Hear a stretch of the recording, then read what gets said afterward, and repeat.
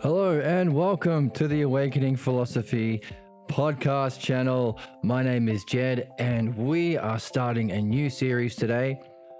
If you've been following the channel on Twitch and YouTube, we have been on a quest that we have learned or we are discovering is the quest, the archetypal quest, the human quest, the hero's journey, but the hero's journey of all heroes' journey. In other words, the meaning of life. We're learning about the meaning of life, which is interesting because I don't know about you, but a lot of people I know claim there is no meaning of life, or it's just a matter of opinion, or it's unknowable. Socrates, through his texts that we've been reading, the Parmenides and the Phaedo have been the two we have a series on so far, is helping us see that it is knowable, it is understandable, and in fact, that's why we're here. But he's also been leading us through the different ways of knowing this, the different cognitive functions. You have to start with an element of trust, but having reasons for trusting Socrates. We have reasons for listening to him. He's able to, just like if you want to become a mechanic, you have to start by being an apprentice and trusting that the mechanic you're learning from knows his stuff. Okay? Socrates, of course, is the mechanic of the soul, and equally so, we have reasons for trusting him. A mechanic might be able to fix all the cars in town, might be able to demonstrate his art. Equally so, Socrates is able to help people. We can see this, we can read about this. He's able to demonstrate it, he's able to explain it. And of course, he's encouraging us to go beyond trust very explicitly in the Phaedo. And that's a criteria. Anybody who you're learning from who just leaves you at the level of trust or imitation, just copy me, isn't a real teacher. They are a con artist, probably. Or if they're unaware of what they're doing, maybe they're just ignorant. Nevertheless, if you want to become a mechanic, you can't just trust that the gasket goes into the carburetor. I don't know cars. You have to understand why. Socrates is specifically telling us we have to understand why. Now, of course, in this human quest, the human game, we go from trust, which is a cognitive function with kind of trust with reasons, to developing an understanding of what understanding is. That's a big one. We don't have a name for that in English, so we have to borrow one. It's called dianoia. But of course, understanding, or dianoia, is much better than trust. But we also want to verify our trust in direct experience, and that's called noesis. So what we are understanding, the nature of the soul, the meaning of life, where we go when we die, the nature of being, the nature of the divine, the cause of our existence, the higher dimensions of reality, all of these things are knowable through this quest. And of course, it wouldn't be much of the ultimate hero's quest if it lacked. It wouldn't be the meaning for our existence, the meaning, the purpose, or the highest cause for humanity if it ignored the higher dimensions of reality, if it ignored understanding reincarnation, if it ignored directly knowing through direct experience the nature of whatever it is that created all this. If it lacked any of those things, it wouldn't be much of an archetype. Because we could just say, well, what about the quest to know God? Wouldn't that be greater because you've left it out of your model? Yeah, it would be. So if it's not incorporated within the model can't be the most causal or archetypal. Now we're using a fun word, paradigm. Paradigm being the ideal model. It wouldn't be much of a paradigm if it left out those goals. Thankfully, it doesn't. Now, along with in our reading of the Phaedo, which you can find the series on YouTube, we have been discovering that there seems to be two parts of this human quest. A perfection, which is why we read, to actually learn the truth, to go through that hierarchy of cognitive functions, to develop the right trust, develop the understanding, develop noesis, and of course, beyond even knowledge, there are some higher cognitive functions that we touch on in the Phaedo, but we keep an open mind about. So that's something fun that we have been seeing in the Phaedo. So that's part of it. We could call that perfection. Going from health, a healthy soul, to the excellence. What is our ideal? Of course, in the Phaedo, he's saying that's only half of the game. The other half is purification. As you climb towards your highest goals, being a human being, we have blocks or problems or triggers that prevent us from reaching our highest goals, or preventing us from reaching our highest goals with excellence, or prevent us from having reached our highest goals, maintaining it with excellence. So these are problems that come up, and all humans will have, because that's part of the human game. So it's a purification from our problems and a perfection in our true understanding. Now, of course, that makes sense, doesn't it? Because if you think about,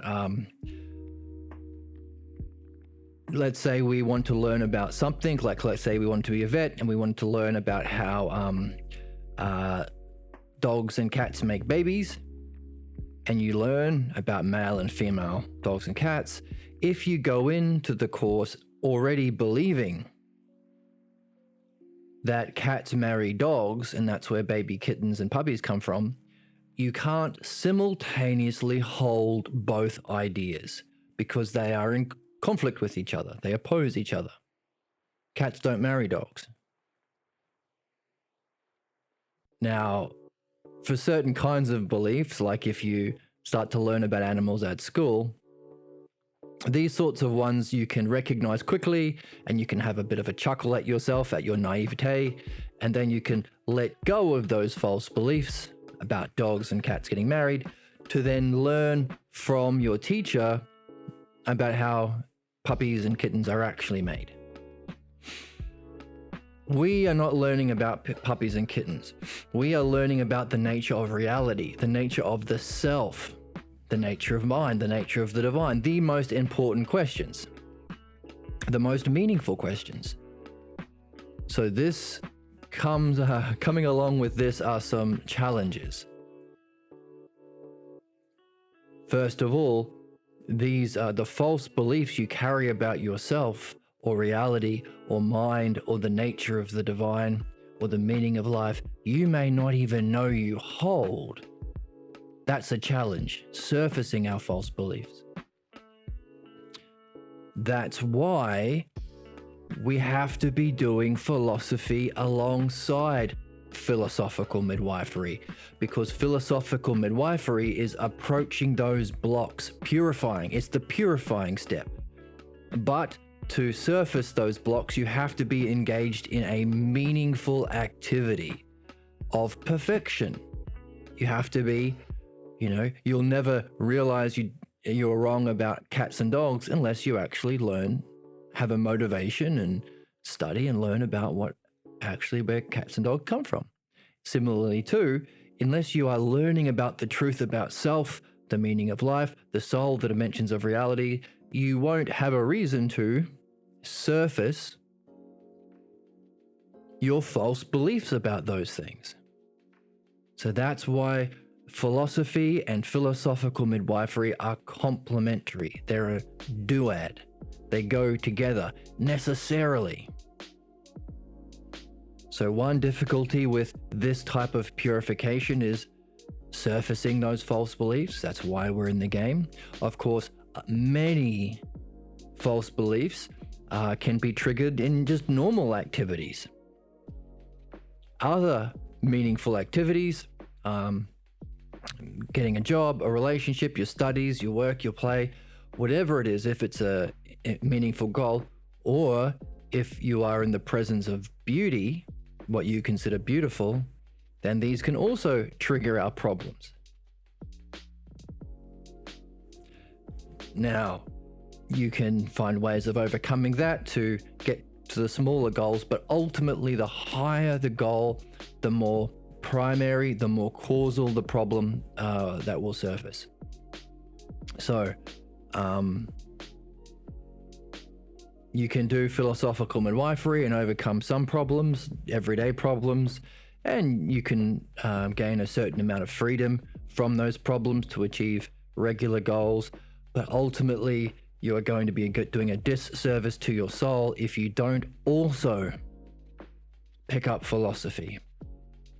And a lot of people do that, of course. A lot of people have come into midwifery, do enough to be able to reach overcome their blocks to reach certain everyday goals, we might say, and then they're out of there. Which is why it's important, which is something we don't want to do, because one of the problems with that is if not just doing philosophical midwifery, but learning, not just trusting the process and benefiting from it like that, but going from trust to understanding it, if that's part of why we're here, we are going to miss the point. And maybe have to come around in another incarnation and hopefully stumble upon this channel or something like it, and then realize, oh, if this benefited me, maybe there's an importance to understanding why for myself. So one of our goals is not just to benefit from it by trusting it, the same way you might trust a doctor. You don't have to learn medicine to benefit from the art of medicine, but understanding why it works. This is important because it's kind of why we're here, says Socrates. And of course, hopefully if we stay in the game, we will understand why that's the case. And another problem is you might not surface the most important problems that you are here to face, the biggest questions you gain as a human being. You've surfaced enough of the problem to overcome it for regular goals, but the deeper underlying cause is left untouched. There's significance to that. Not only will you not reach your highest goals, but if the problem or the cause of the problem is still there, it may manifest in other ways, in other areas. So as we go, we'll discover lots of reasons why it's important to stay in the game. And it is a game. It's the noblest game, it can be said, the best game, the only archetype or the paradigmatic game. It's the most beneficial and meaningful game. But it's also a conversation. It's a relationship. It's not just a single product you buy and then you have it. You keep it going. You keep the conversation rolling. As a living being, you are constantly in a relationship. The fact that we are humans means we are in this world of becoming, as it's called in philosophy. In other words, it's always in change.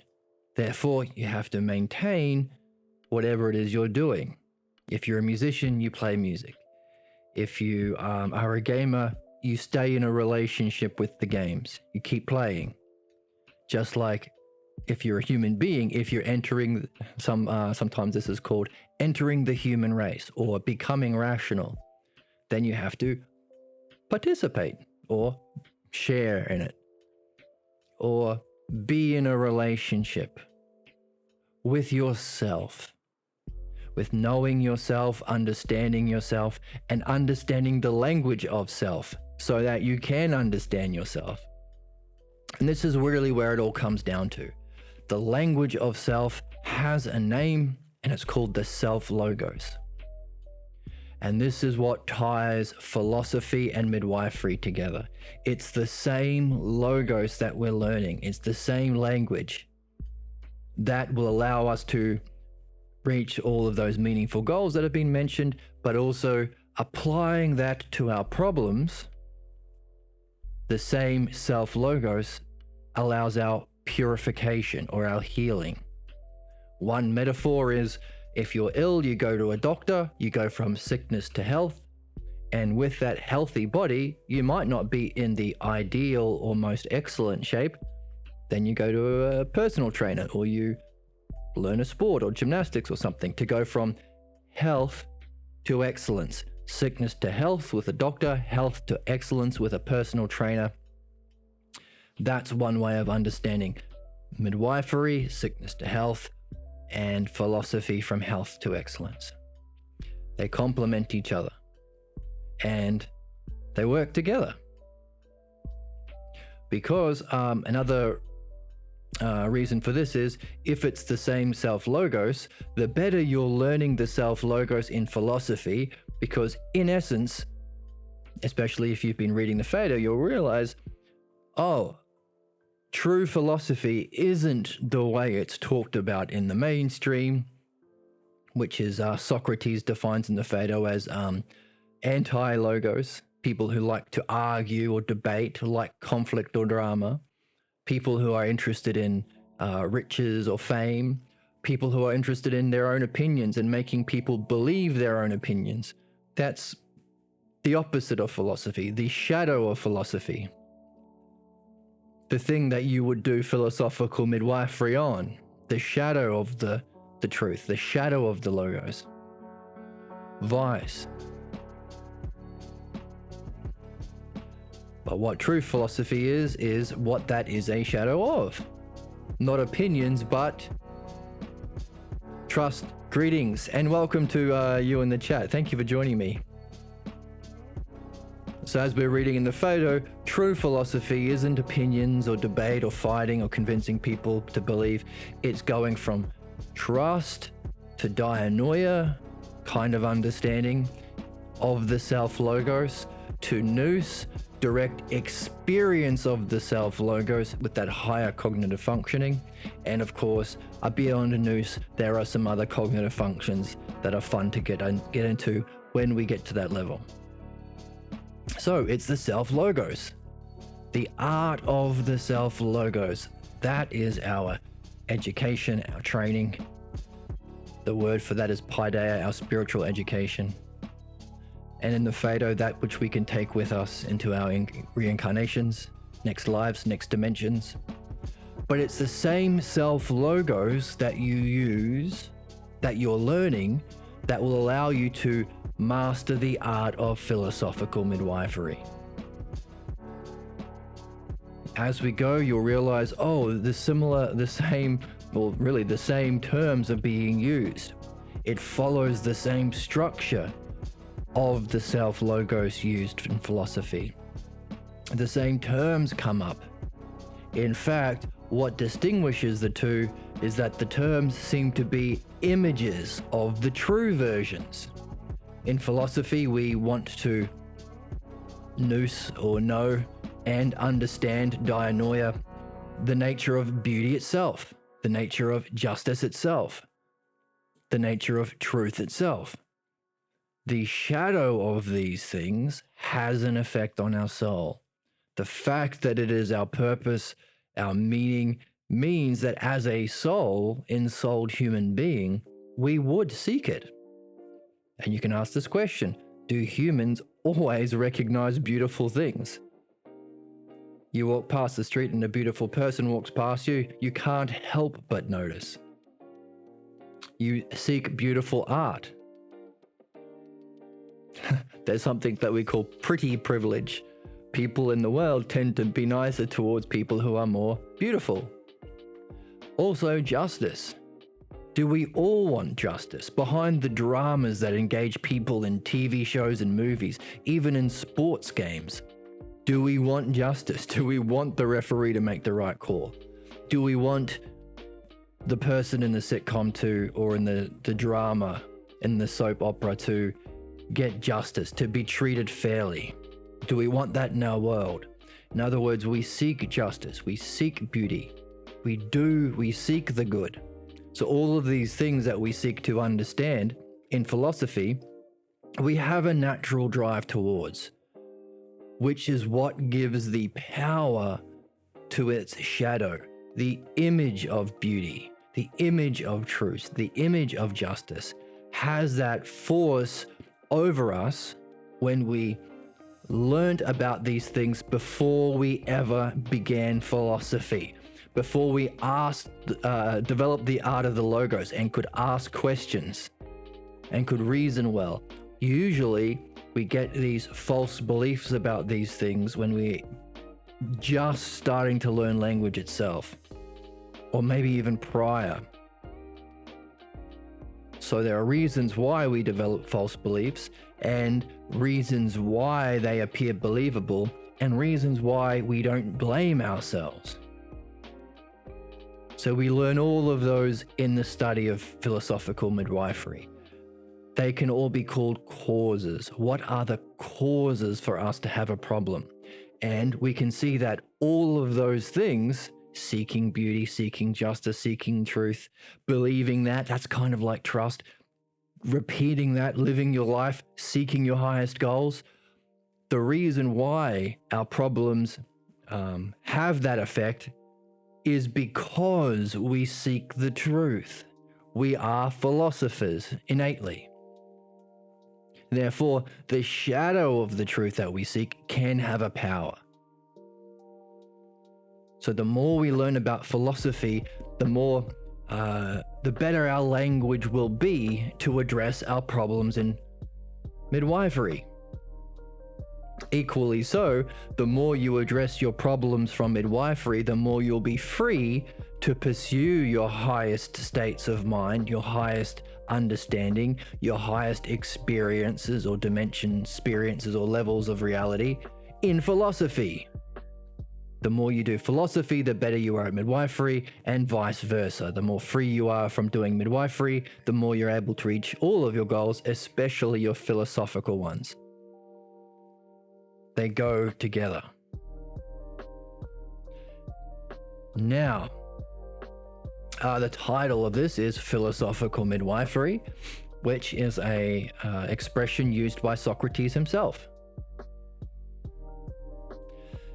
There is evidence that Socrates, he said himself in one of the texts, the Alcibiades, he outlines his art. He says, this art of I'm a philosophical midwife, and I gave it that name because my mother was a midwife of babies.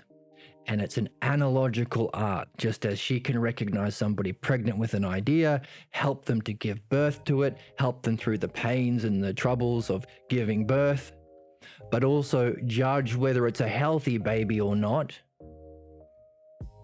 So too, I do that with ideas, beliefs as well.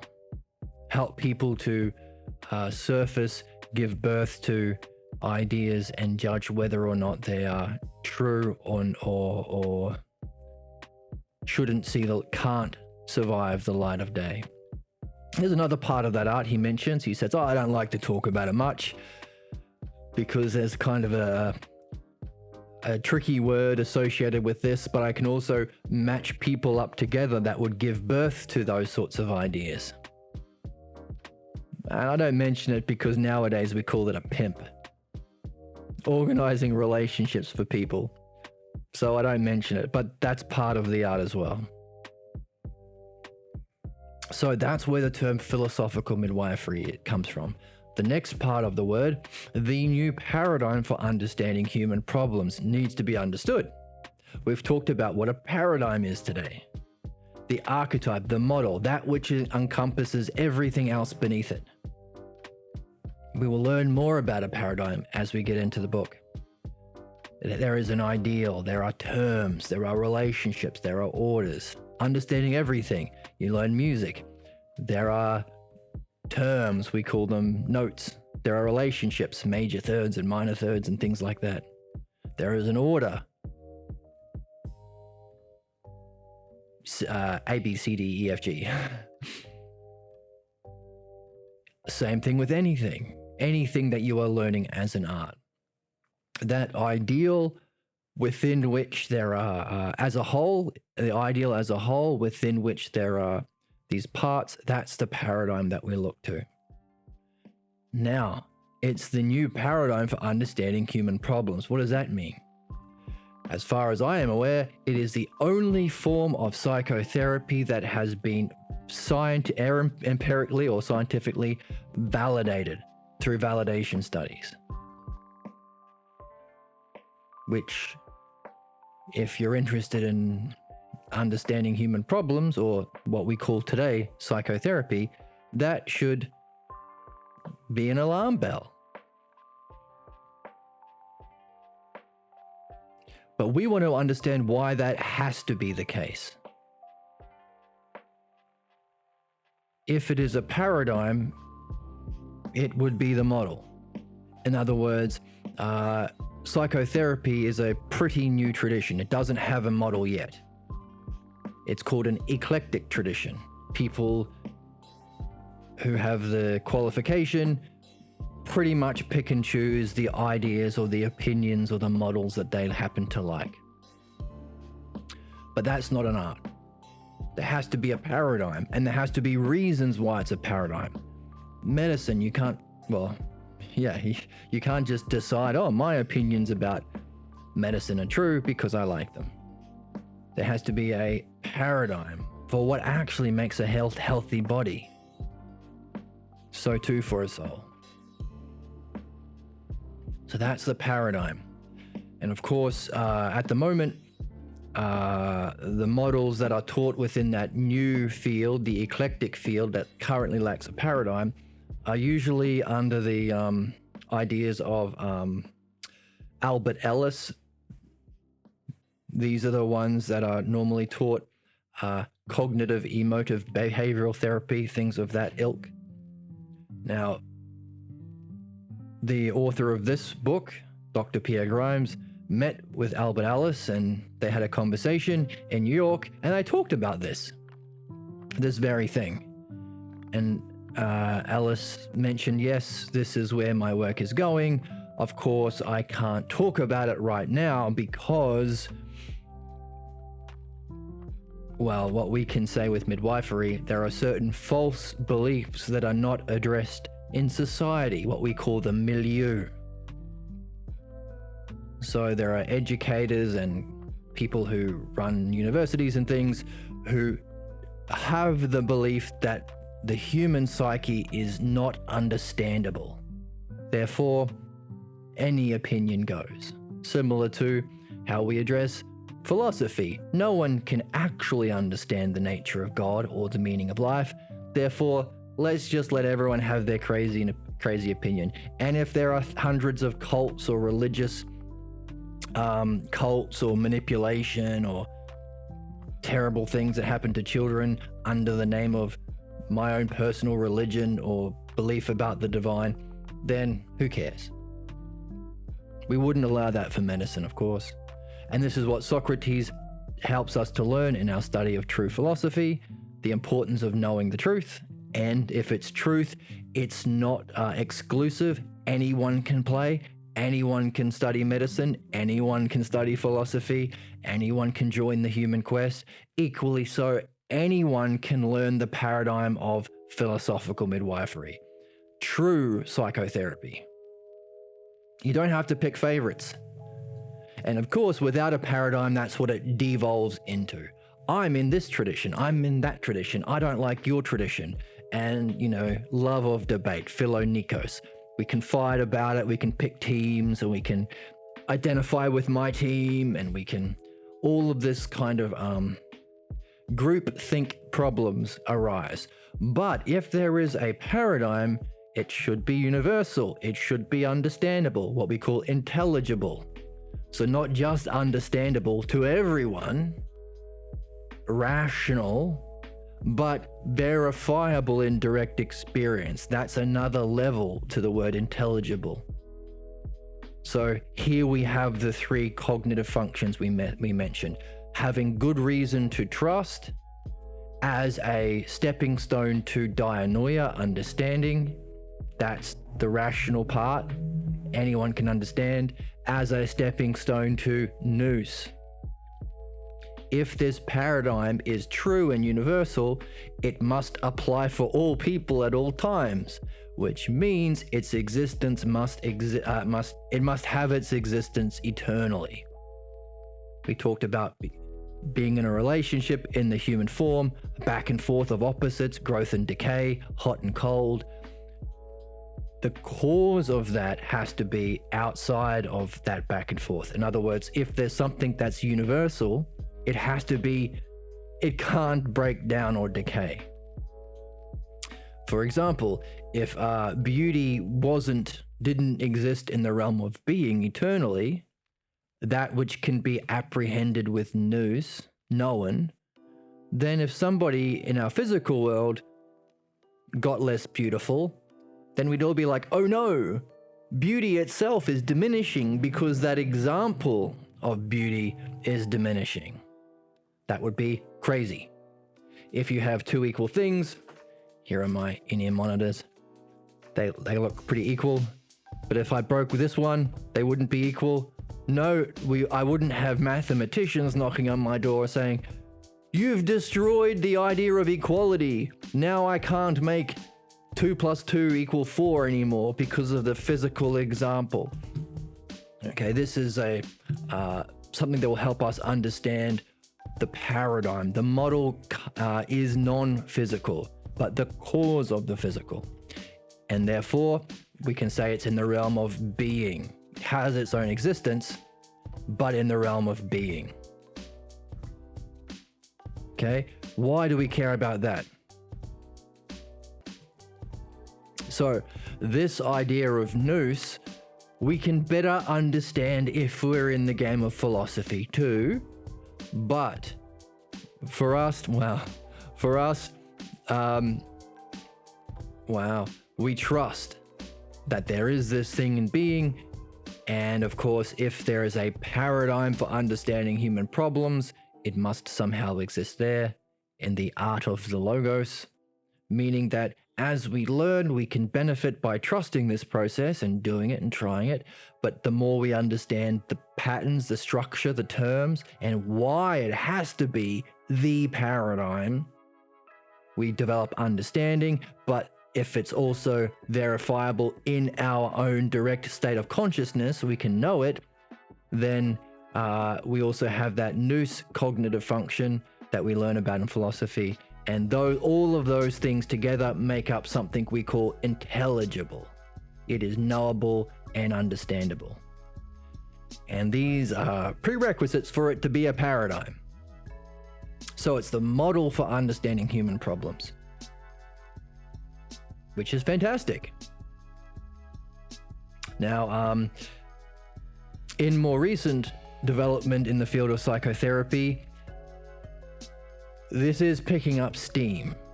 The people in the field who are making progress happen to be, from what I hear, people who are picking up bits and pieces from this model, which is interesting. And of course, it would be the case. Also, there are some people who have been psychotherapists who use this model and have to give it up because it works too well. They realize they're losing their clients and their income because this actually solves problems. It's not a warm bath or a motivation like you can do it. Like, let's talk every week for 50 years and I don't know, maybe that's nice. Well, you can save your money and talk to your bartender. He also doesn't have the art. So, some stories about people who did it, it works, and then drops it for financial reasons. Well, we're not encumbered by that. If you're watching this series, you just want to know, you just want to be more free, you just want to be able to reach your goals, you just want to get rid of those chains of fate, or get rid of the repeating cycles of problems, that prevent you from reaching your goals, and create negative states of mind. You're sick of feeling sad or depressed or anxious or all of these sorts of things. You want better states of mind, better ways of thinking, better ways of acting to reach your highest goals. So that's why it's called a paradigm, and that's why it's called the new paradigm. Well, in one sense, it's not new. If Socrates knew it,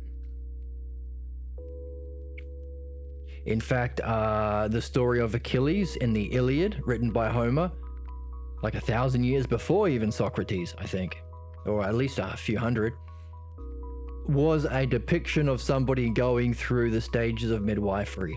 In fact, this is part of it. You can say, well, we've been talking about philosophical midwifery being the complement to philosophy. Another way of looking at it is as a triad. If the same principles apply to philosophy, our perfection or reaching our highest goals or destiny, as they do to our purification, removing our problems or escaping fate, then those same principles can be mythologized. You can create a fun story to represent them, remember them, have fun talking about them, communicate it to others. That's called mythology. Creating characters or using pre-existing ones, if you like, to talk about the principles that apply to both. So we can say the true spiritual art or personal development art, thumbs up, is a triad of philosophical midwifery, philosophy, true philosophy, the way Socrates is outlining it, the art of the logos, and mythology. Wow. And I have sound drops also. Wow. Wow.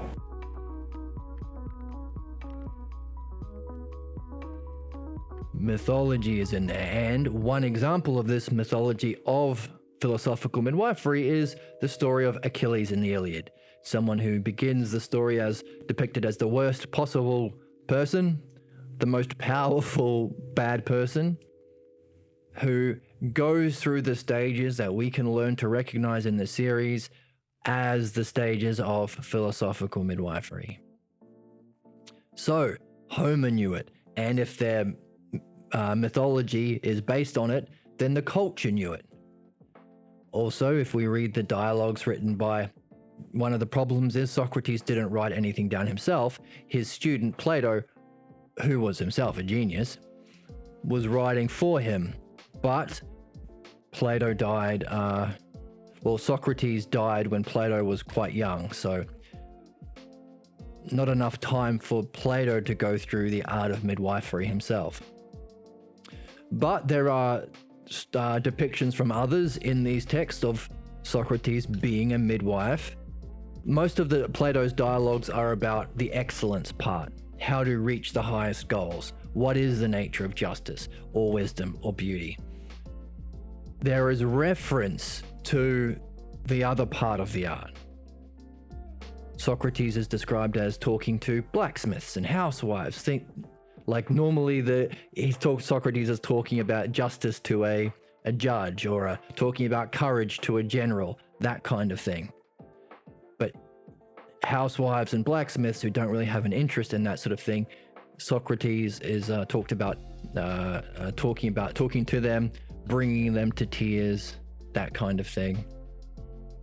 And of course, he talks about it in the Alcibiades, but because Plato didn't really develop this art, he wasn't able to write about it, and there are consequences that happen because of that, because of Plato not quite reaching Socrates' level, that we are playing out historically in humanity, because Plato wasn't able to midwife his student Aristotle. Aristotle didn't get into true philosophy, became a materialist, and now we have our modern idea of philosophy that we're struggling for, because of now. Very based in the physical world, the world of becoming, not having a paradigm which has to exist outside of, that's outside of the world of becoming and the world of being. that's a bit of a tangent. That's the historical. I mean, it's good to be aware of, but enough to say this is an old tradition that kind of stopped after Socrates, tragically, but was picked up again, rediscovered by Dr. Pierre Grimes, and we'll learn about how and where that came about in our reading. We're going to be reading the book together, which is going to give us the terms to develop our understanding, but also is going to be an activity itself that will purify us. Because we are reading the Logos, the words from a master of the Logos. Someone who rediscovered this on his own, realized that someone else, a whole culture, had known about this, and formalized it into the new paradigm of psychotherapy. Okay, the book has the word "a new paradigm." Pierre later on said that he shouldn't have done that, and he's changing it. It's actually the new paradigm, and of course we can see from this reflection today why it's the new paradigm. If it's a paradigm, it's the new paradigm. It's the paradigm. So new for us, but we are rediscovering our spiritual and intellectual golden age from Socrates, from the Hellenics, Homer. Our birthright, really. So we're jumping back into that lineage, keeping the conversation alive after 2,000 years of counterattack to what Socrates was passing on. But we're picking up the tradition again, getting back into the game, rediscovering our heritage. And so for us, it's new. So that's why it's the new paradigm. It's true, it's universal, it's open to all. It's new for our culture, only been around for 60 years. But also not new because, of course, if it's the paradigm, then anybody could have discovered it. It's not a creation, it's a discovery. Like gravity, we didn't create gravity, we discovered it. But then we'll realize, someone might realize, oh, this other civilization also invented gravity. Well, they didn't invent it, did they? If it's true and it's a principle of reality, then they're not inventing it, they're discovering it. And of course they would have, just like an alien species, a million light years away or a million years into the future, they might also discover gravity. Equally so, wherever you find yourself, in whatever dimension you're in or planet you're in, if this is the highest art, that triad of midwifery, philosophy, and mythology, then that's probably the game you're going to want to be playing, wherever you find yourself, whatever species you're with, whatever dimension you end up on, or whatever reincarnation you'll find yourself in. So not only is it an art to purify and perfect ourselves, to reach our own most meaningful goals in our life, it's the kind of learning we can take with us wherever we go. And of course, it wouldn't be much of the meaning of life if it wasn't. Like, we know we can't take our cars and our bank accounts with us into our next lives or incarnations, or even into the spiritual realms or the higher dimensions, but therefore we can't claim the meaning of life is to amass a lot of cars. Sorry, Jay Leno, you might be wasting your time there. And it's not about amassing vast amounts of wealth that you sit on like a dragon while everyone else around you suffers and starves. Sorry, Elon Musk, you might be missing the mark there. For it to be the purpose and meaning, it has to be able to transcend this particular lifetime in a way that we can benefit from it both here and wherever we go. It wouldn't be much of a paradigm if it wasn't. So this is the kind of education and nurture Socrates talks about in philosophy. Sometimes it's given the word paideia, spiritual learning. But of course, we are going to see for ourselves in the study of midwifery, because that's part of the game. It's an activity that you apply to yourself personally. The principles or the paradigm is universal for all, but every single person is different. No two individual pathologos, or so the word, if the logos is the path to the highest, sick logos or pathologos is its shadow. So our particular pathologos, or false belief that's the cause of our problems, false belief that's a shadow of the true logos, the particular ones will be unique to everyone. So every new person you practice your learning with is a new opportunity for discovery, a new wonder, a new puzzle. But if it's a universal paradigm that our problems follow and our discovery and removal of problems follow, then every person we practice this on, we can learn about ourselves. We can learn something new. It will shine a new light on your own problems. It's a win-win. Philosophy, midwifery, and mythology, they're not one-person games. So this triad of the true spiritual art, it's not a one-person game. We benefit by sharing our insights, sharing our questions, our learning, our understanding, even our problems, provided they're people in the game too. You probably don't want to share your problems with people who think that having a problem is an excuse for them to play out their own pathologos. If we're not in the game of purifying ourselves from our pathologos, it's going to be influencing us.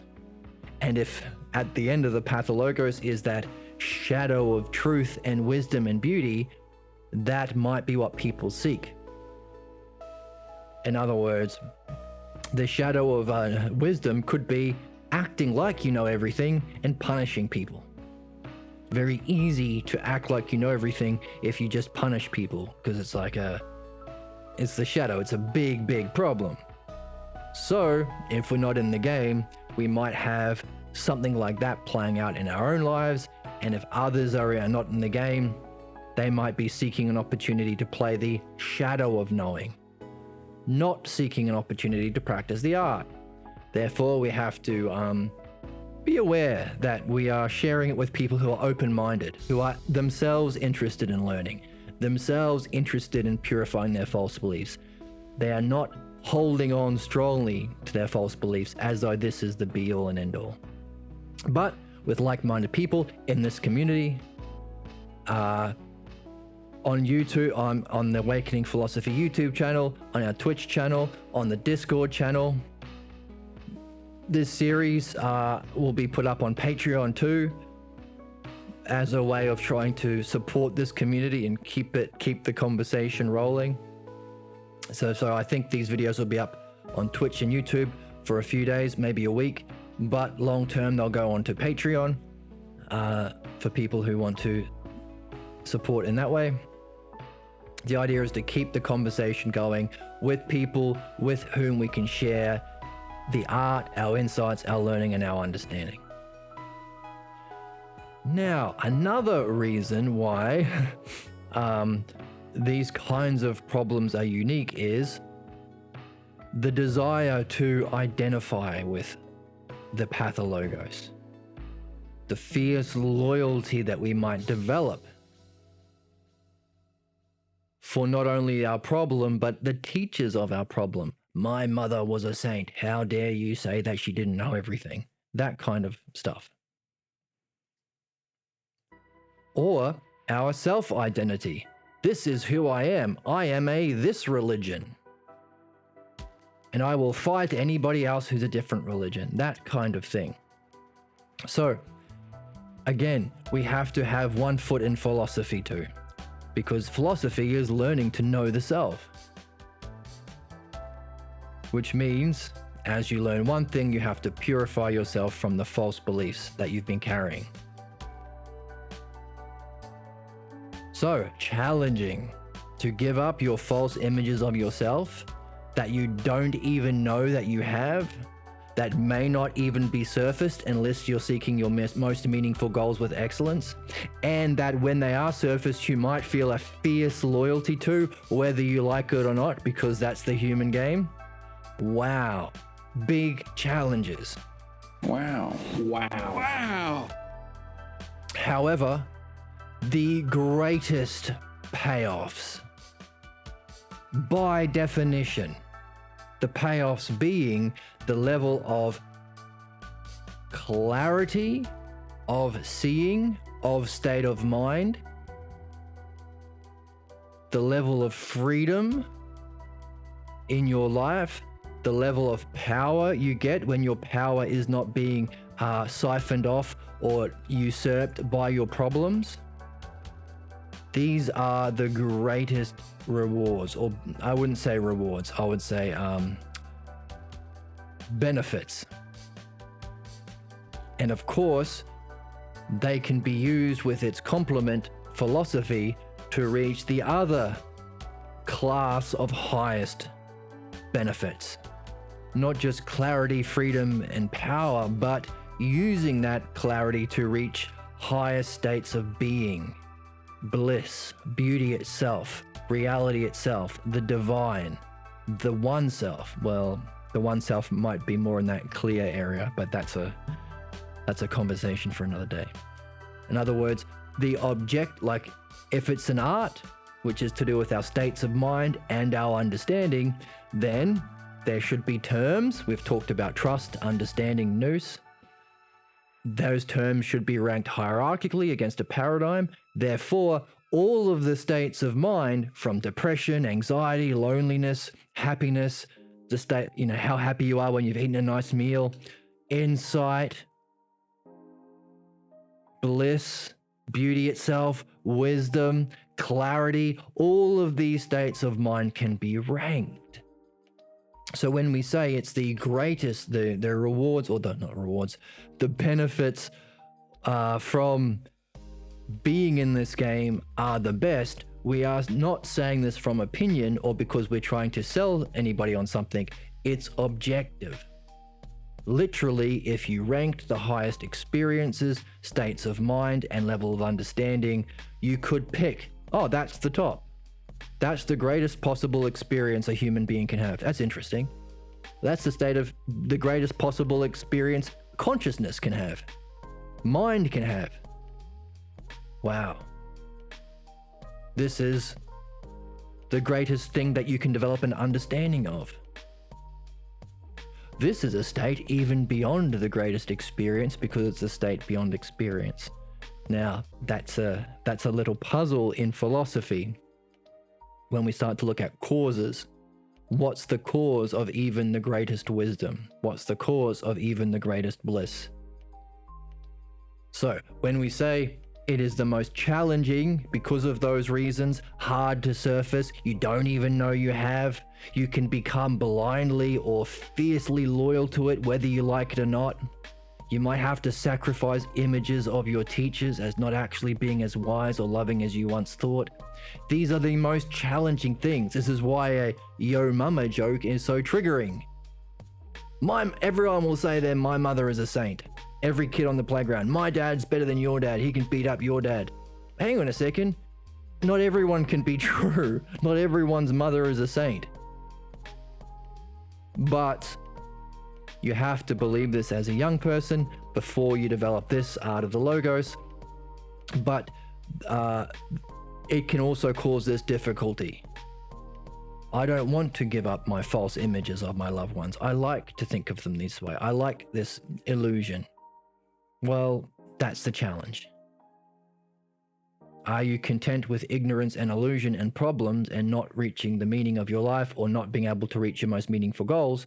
Or are you someone who's in the game, seeking your most meaningful goals with excellence, willing to go through the challenges of surfacing, of addressing with truth, seeing the truth and freeing yourself from what is false, even if there is a evolutionary desire to hold on to the tribe leader that kept us alive in our early days of evolution. Back before we had the logos, early days, tribe leader is best, outside cave scary. This is a thing that certain fascists and political scenes prey upon. Others are scary.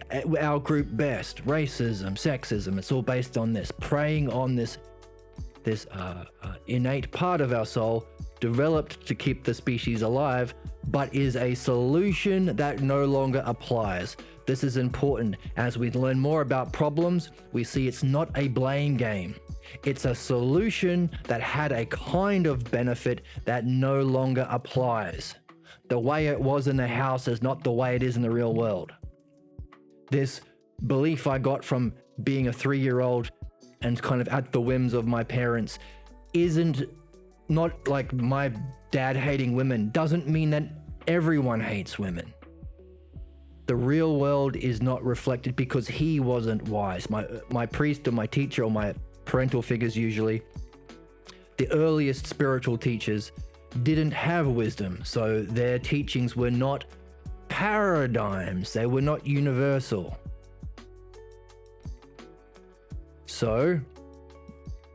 But I had to believe it because I had to survive that household. That's the way that the world is, unfortunately. You're stuck there with these people who can do whatever.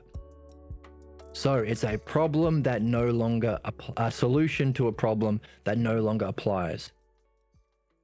The benefits are very, very small in terms of the immense sacrifices you have for staying bound to the ignorance or the false beliefs that cause our problems.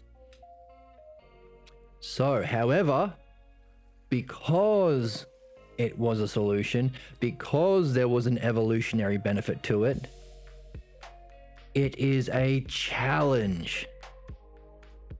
We will learn things, and for a while, what we're learning won't feel true until it does.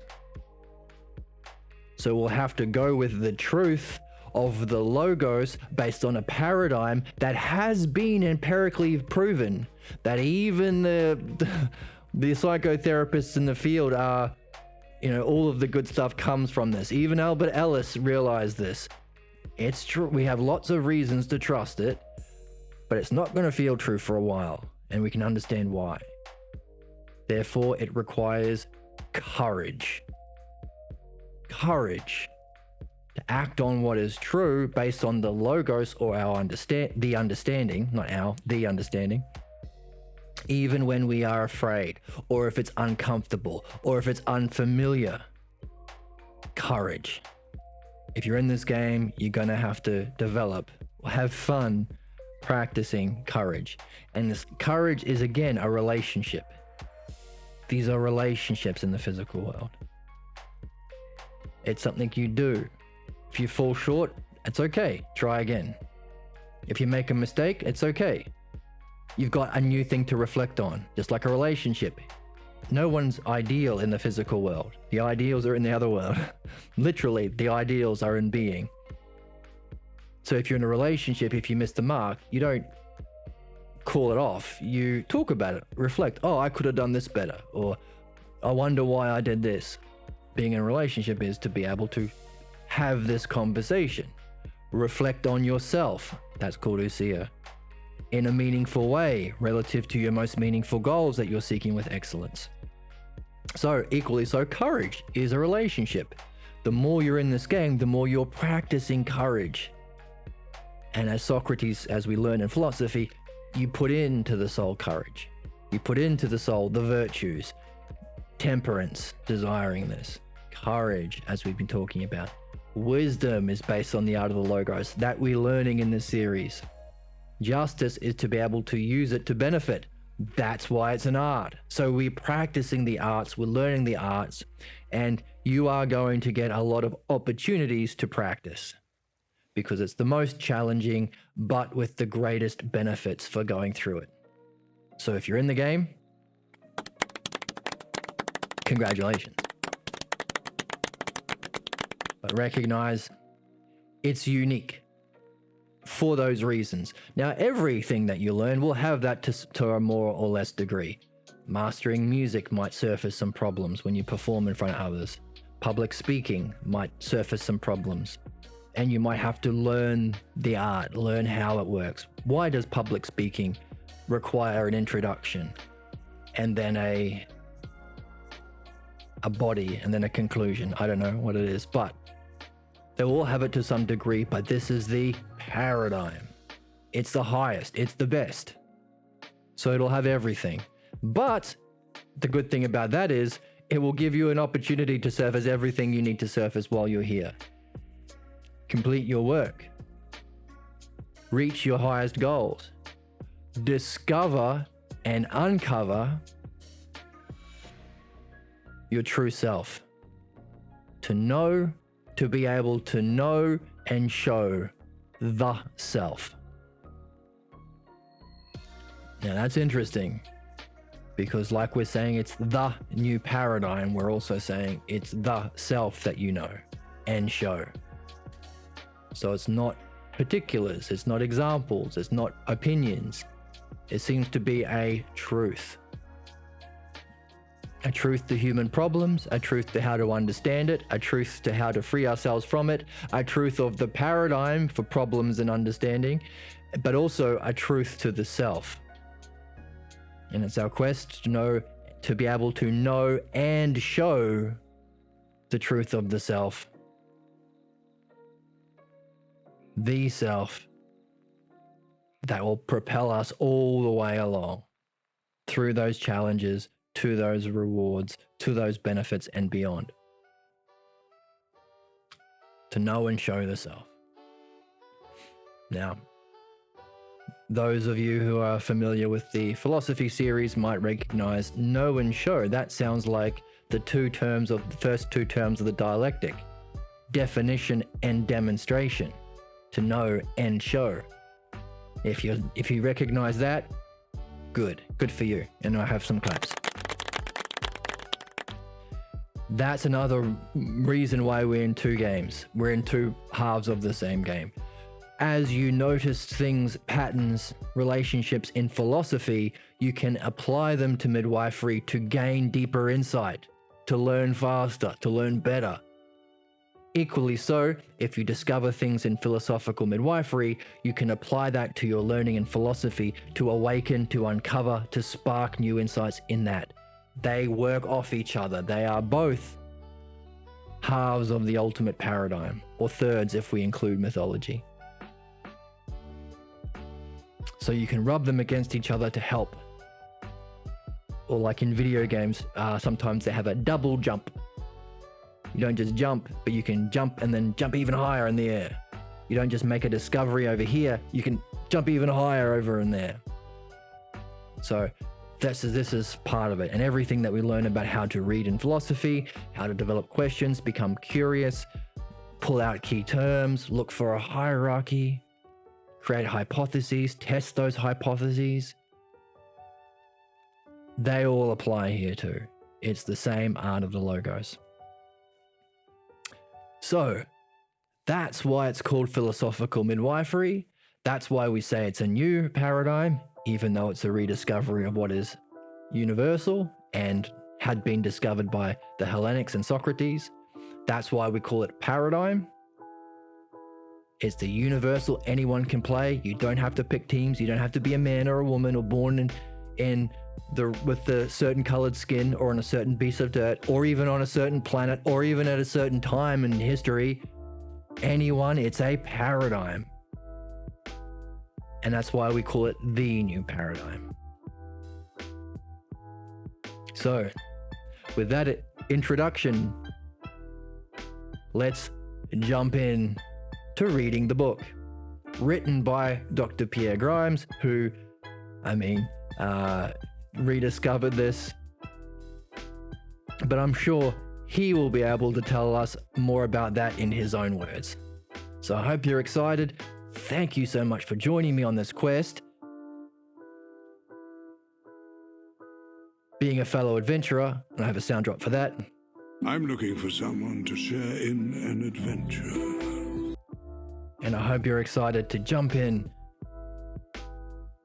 and maybe master with excellence the art of philosophical midwifery. Let's jump into reading.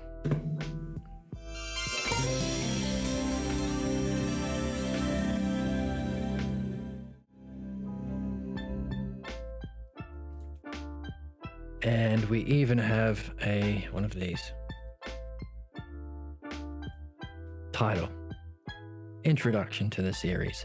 And what better way to introduce than to start with, actually, before we even start with chapter 1, let's go into the introduction from the man himself, from Dr. Pierre Grant.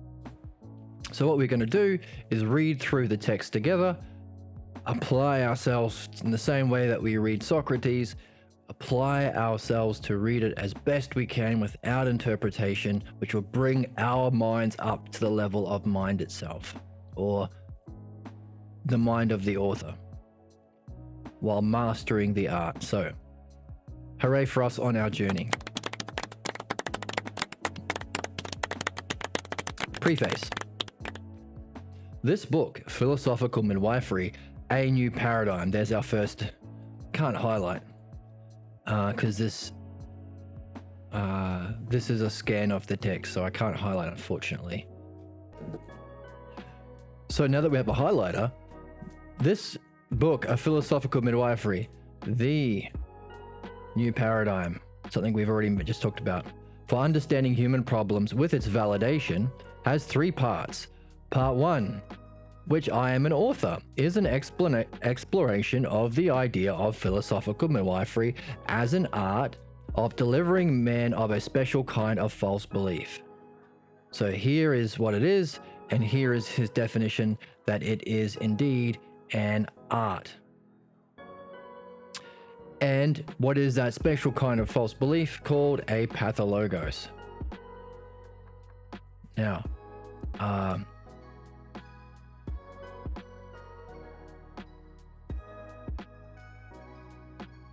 pathologos there.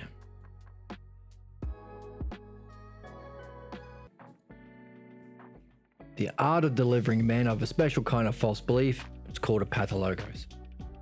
Okay, as we know from our reading in philosophy, introductions are important, opening sentences are important. What are the key terms given in the first sentence, given in the introduction, given in the first paragraph? Because maybe the rest of the text will unfold the implications of that term. Okay, that's something that we've been learning in our reading of philosophy, but also part of the game of reading is looking for connections. So maybe also too, the opening definition of the pathologos will unfold in this text, but also within ourselves, if there is a fundamental false belief or definition of ourself, maybe that is what unfolds in our life. The first word or the key terms given to us in the text might unfold in a well-written text. So too, the first key terms given about yourself might unfold in the remainder of your life.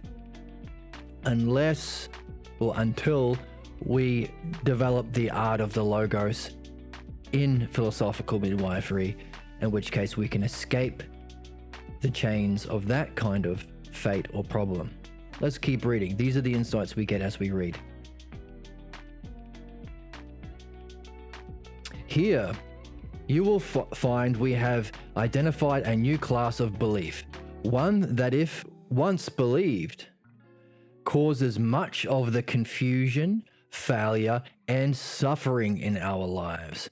That is interesting. The confusion, failure, and suffering in our lives. The goal of this present work is to explain the nature of the pathologos, its origin, and its dissolution. Now, we are establishing a goal for us. This is what we hope to achieve. Like we say, if it's in the opening paragraph, let's see if we can do it. It's a promise. A well-written text has the promise. So the goal is to explain the nature, its origin, its transmission, and its dissolution. So for us to say we've mastered the text, we want to be able to explain the nature of our problem, the origin of our problem, the transmission of our problem, and how we dissolve the problem. Equally so, that's for us to benefit personally, but on the higher level, if we're mastering the art, we need to explain the nature of the pathologos itself, the origin of the pathologos itself, transmission and its dissolution as the art. Now, we can even, here's a blackboard that we have to play with. We can go one step further. So what are we doing? Looking for hierarchies and looking for patterns, especially triads. So we've seen that there is one triad that we've already got on the board. Philosophical midwifery and philosophy, true philosophy, and mythology. Now, I might actually, because this term, mythology, is the binding term, the power term. So I would even say philosophical midwifery is an activity we have to engage in, can apply mythology to it also, leading to the ultimate goal of being a master of philosophy, mastering the art of the logos, philosophy. That is a kind of triad, our first triad on the board. Now we can also apply this to what we just read. We want to explain the nature, origin, transmission, and dissolution. So is that the nature, the origin,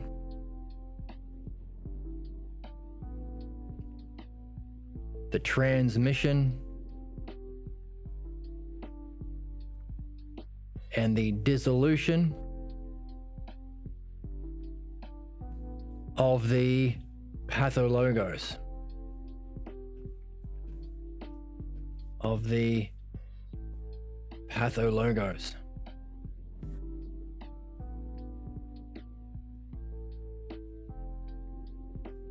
What's the pathologos? A special kind of false belief that causes much of the confusion, failure, and suffering of our lives. Now, we talked about if this is an art, this has to be universal as a paradigm, but it also has to be particular. So we can say, what is the paradigm of the pathologos?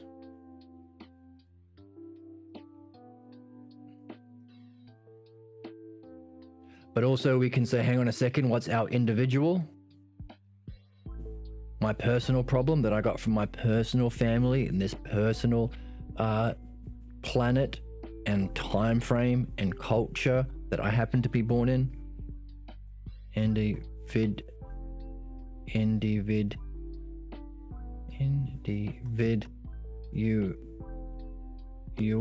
Individual pathologos.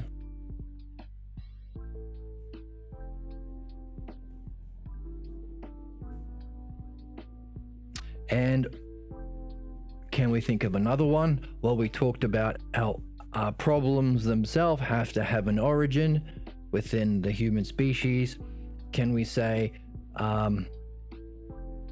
not just the paradigm applied to us individually, but where did pathologos themselves manifest? So the paradigm, us individually, and pathologos itself. So the paradigm, how do we look at the nature, origin, transmission, and dissolution of all things, all pathologos things, so that we can apply it as an art to any individual? Just like using the metaphor that we're going to use a lot, a doctor, how can you look at the nature, or look at illnesses and health of any body that walks in? But if we have a pathologos, we can ask, well, hang on a second, not only why did I get mine, but why did pathologos themselves come to be? So we can create a triad. we can understand the paradigm, but also we can apply that paradigm to not just our individual problems, but why did pathologos themselves come to be? If in order to see that our problems are necessary for us as part of our learning, part of our evolution, part of our reincarnation, part of our growth, then why did problems themselves, if pathologos causes our suffering, why the heck did we get pathologos in our species? So this is the collective, this is the individual, and this is the paradigm that can apply to the whole and the parts.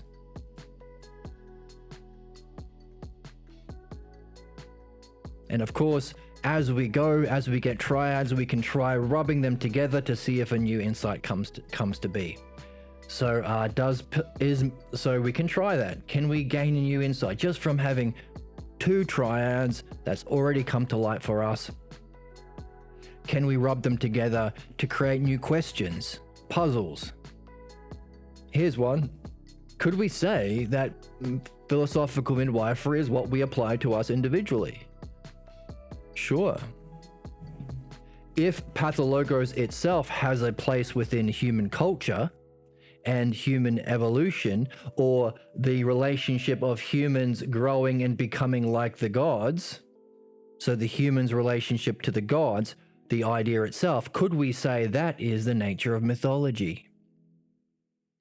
Is mythology a representation of how humans relate to the gods or the divine, or how the realm of becoming relates to the realm of being? To explain not just our individual problems, but how problems themselves manifest and play an important role in our growth to improve our species. Is that the role of mythology? Good question. Of course, that's how the other text from Homer, the other big one, not the Iliad, but the Iliad, in fact, I think. Yeah, the Iliad starts by saying this big war between, the Greeks and the Trojans in the Trojan War of the Iliad.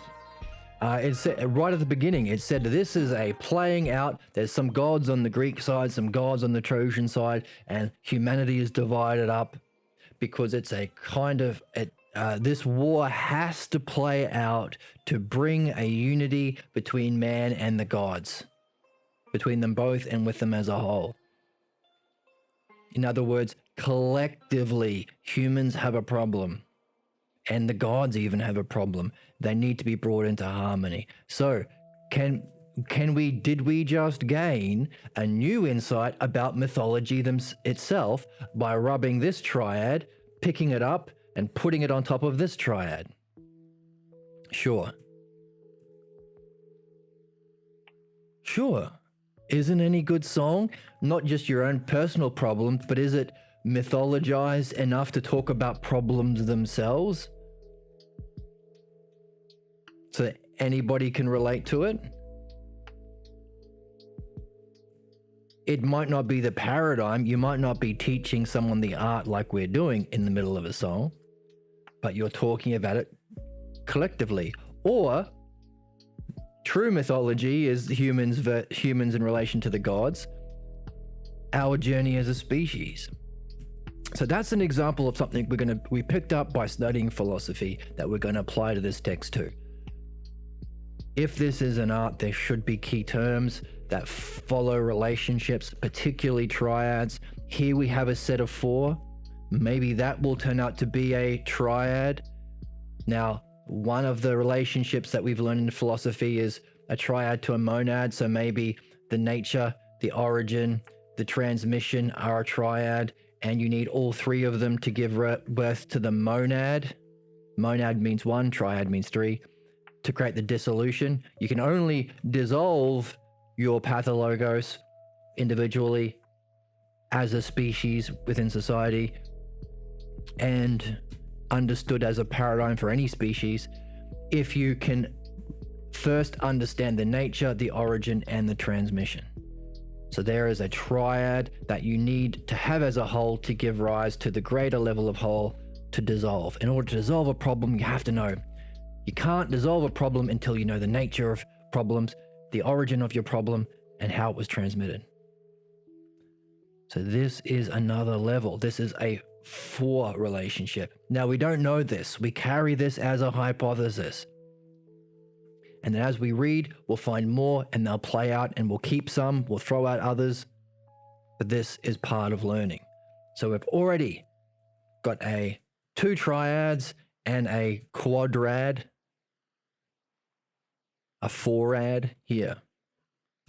And we're hypothesizing as a question, could it be? So these are patterns, and then we use patterns to rub themselves together. We've seen that. Rub together. So I'm going into detail at the beginning to outline all this as we go. This is kind of an introduction. We rub together the triads to see if they illuminate, to bring to light something new.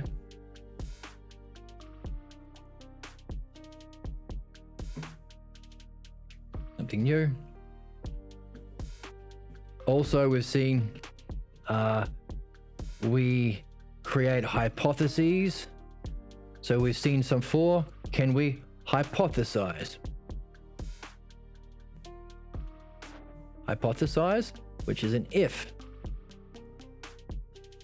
This is dianoid. This is understanding. Create a hypothesis. So what's that hypothesis from a 4? So this 4 goes into, is this is the if, is this the way that they're structured? You need the nature.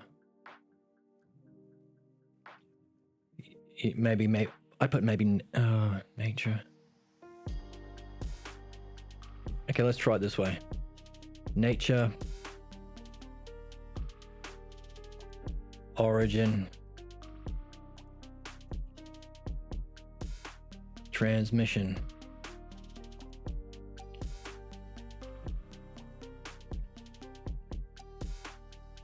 Now this is both. It's a hypothesis, but also a question.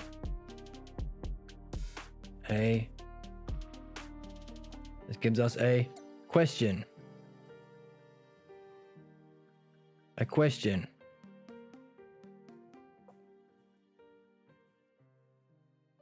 Of the order. What's the order? And this is how we go. This is an introduction. This is how we go. Look for key terms. Look for sets of 4s or 3s. Rub, if you see some 3s, rub them together to bring something new to light.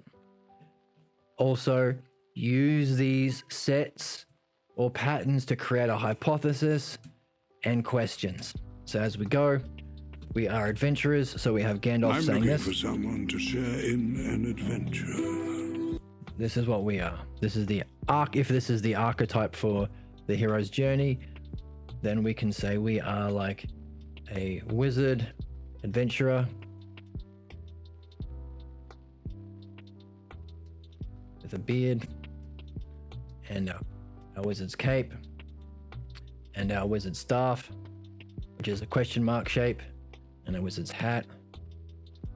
It's a big one because often a wizard has a big brim so that the other things, the other distractions of the physical world don't get in the way of his sight, so he can focus on his most important goals. So this is his big brimmed hat.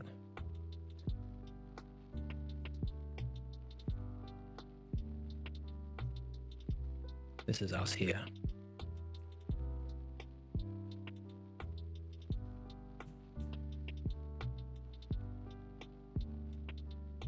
Yeah, beautiful art. And now, give him a nose too. So we have what makes us a hero or an adventurer. We've already seen we look for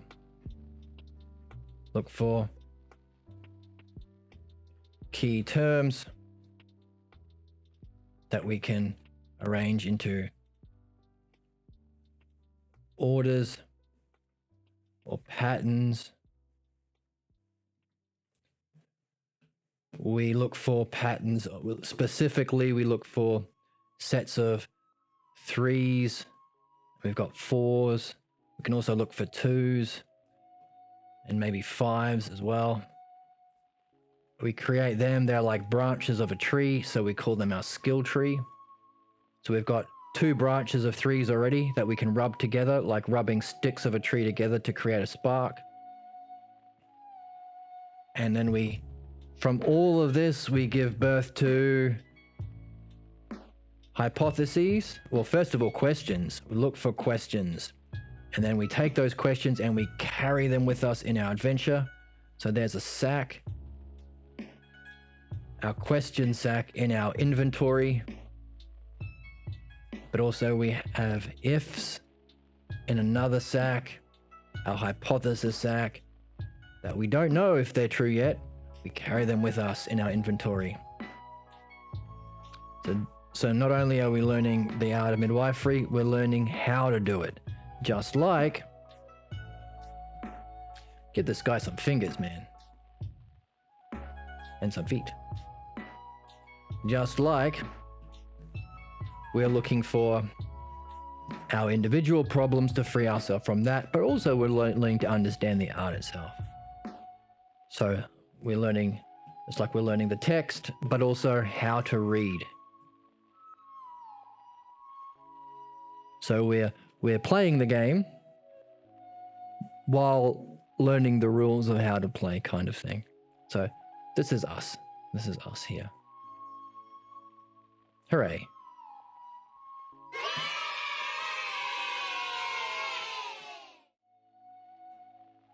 Now we're spending a lot of time on the opening sentence, opening paragraph, because that's the significant. You could say that's the origin of the whole book, but also you could say, well, hang on a second.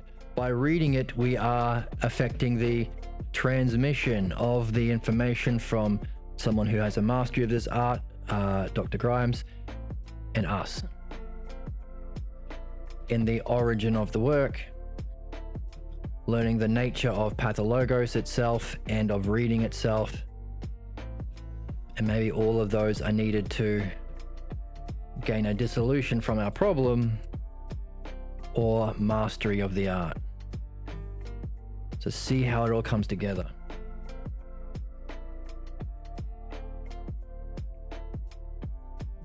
Pretty wild, hey? Pretty amazing. So this is why it's fun. This is what makes it a game. It's not just work.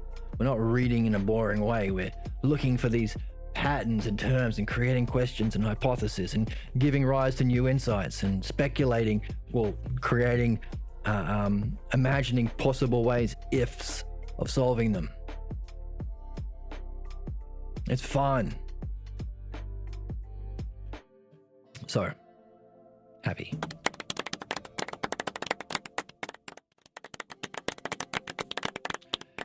Part 2 of the book by Dr. Regina L. Juliana presents first a comparison of philosophical midwifery with psychological systems, and then presents the find. Is that cutting off?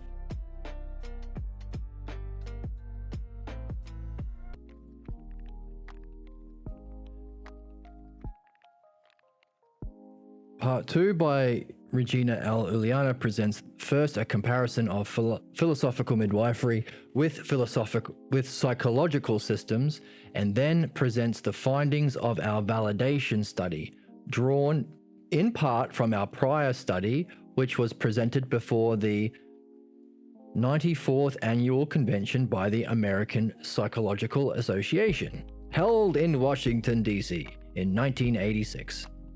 and it was called A Validation Study of the Grimes Dialectic as a Mode of Rational Psychotherapy.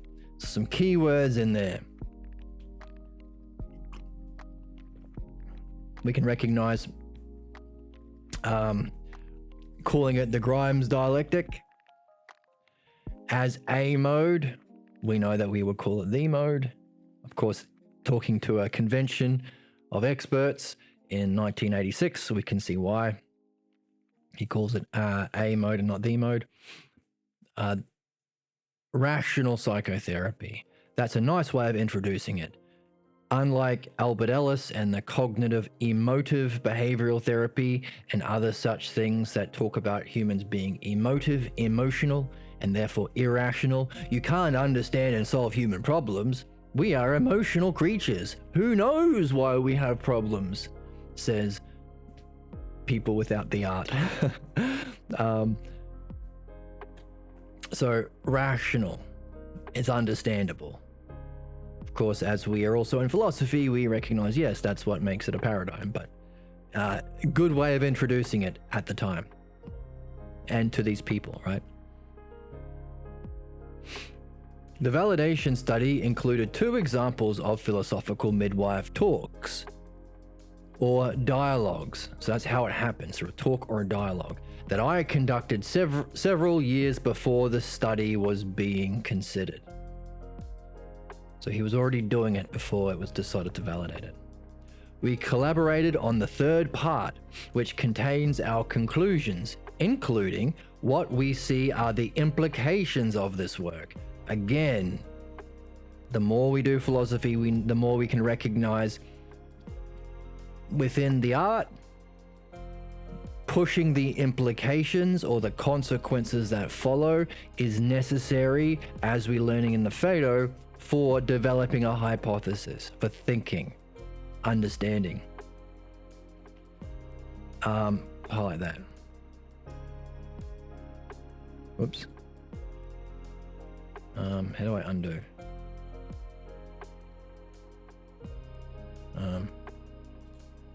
No. Okay. Uh-oh. Everything's gone wrong.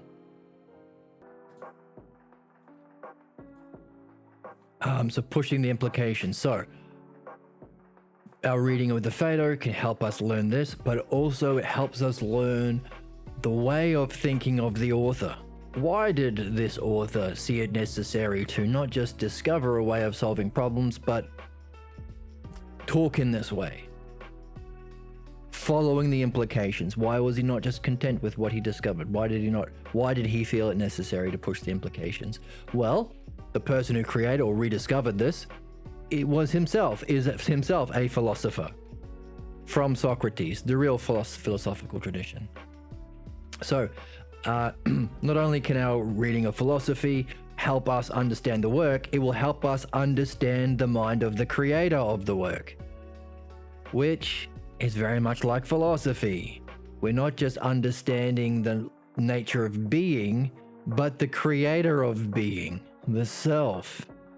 So it's important to, so we're learning the text, we're matching the way of thinking of the author, because if he's a master of this art, maybe we need to match him.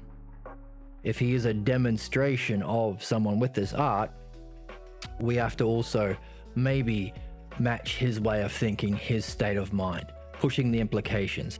Reading philosophy will help us in both understanding the text and the mind of the author. Fun. So we collaborated on the 3rd part, which contains our conclusions, including what we see are the implications. As a result of this design and the implications of this work, as a result of this design and the division of talents, we thought it appropriate to separate preferences for our respective parts of the work. Over the years, so he's collaborating. Again, it's not a not a one-person game. We're in this together. We are a fellow adventurers. You're a wizard, Harry. One more thing I need to point out in the introduction to this series. We're not just reading it. If you want to read it, you can buy the book and read it on your own. We are unpacking it, pulling out pushing the implications, asking questions, making it our own. This is necessary. We're not just going to read it and forget about it, or just take whatever fit with what we already thought. No, that's called interpretation. Every part of this is going to be meaningful. He wasn't paid by the word. We need to do our best to see it, which takes time, which takes reflection. Also, commentary. I've been in this game for 20 years. I studied for 20 years with the man himself. So I've been in a very privileged position, which allowed me to learn for 20 years how to read. So one of the benefits of doing this is I get to share my experiences and my own understanding, but also on my understanding of how to read a text and bring it to life. We need to apply ourselves to it, bring it to life. So I'm going to be making comments, I'm going to be posing questions, I'm going to be making connections as we go through to make it a living text, to make it more human and interesting and not dry and dull and boring. Add some life into it and share my own experiences and insights. So just so you know, this isn't a book on tape kind of thing. It's far more fun and important than that. Let's keep going. Over the years, I have had thousands of dialogues where I was the midwife, and as the director of the philosophical midwife program of the Noetic Society, this was the society that I was in for 20 years, and I still am. And time of recording this, Pierre has been passed away about a month ago, more or less. So, at the age of 99. So, and even in the last times I saw him right up, I didn't have contact with him the last couple of weeks, but up until the last couple of weeks, still the sharpest mind I've ever seen. Insightful, brilliant, smart, still doing midwifery right up until the very end. And of course, 99 years old. We all hoped that he would make 110, of course. So a bit sad for us, but he left us this text, so we can still talk with him. And of course, maybe if our souls are immortal and we can access these different dimensions in our study of philosophy, like the Phaedo has been teaching us, maybe there's a way of continuing the conversation with him, even though he's left this dimension. So, possibilities, but enough to say, it's been about a month, so the Noetic Society is seeking its new direction without the captain at the helm. But I'm still in the group, still in the society, and likewise, I've seen thousands of dialogues, watched Pierre do probably a couple of thousand as well.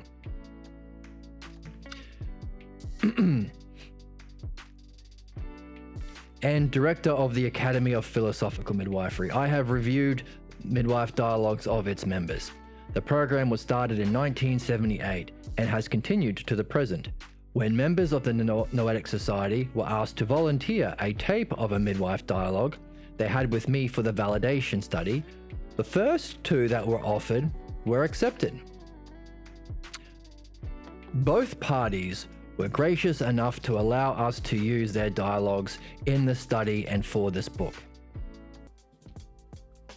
Both parties were gracious enough to allow us to use their dialogues in the validation study and for this book. So this is what we're talking about. As far as I'm aware, the only thing that has been model of psychotherapy that has been validated empirically. So it's while it's new, it's legit. As far as I'm aware, it's the only one. And of course, if it's the paradigm, of course, it would be the only one. The ideas expressed in these two dialogues, and which is why it's going to be the next was going to be the model of psychotherapy. So just a matter of often it takes some time before a new idea is introduced. As we've been talking about, this is a conversation, this is a practice. Learning midwifery, doing midwifery, learning philosophy, doing philosophy, it takes time. The virtues are a practice. Having courage is a relationship. Conversations are a relationship. Relationships are a conversation. So, it's picking up pretty. This will be the new wave. This will be psychotherapy, of course. I mean, that's why it's the new paradigm. But validated. Important, because scientists who are quick to dismiss everything not in their tradition say, oh no, it's your tradition says it works too. In fact, it's the only one that works apparently according to your standards. So that's cool. Yay for that. Yay. The ideas expressed in these two dialogues are explored in our book in terms of the model of philosophical midwifery, which we refer to as the dialectic. So the model, the paradigm of the paradigm, we can call the dialectic. Now,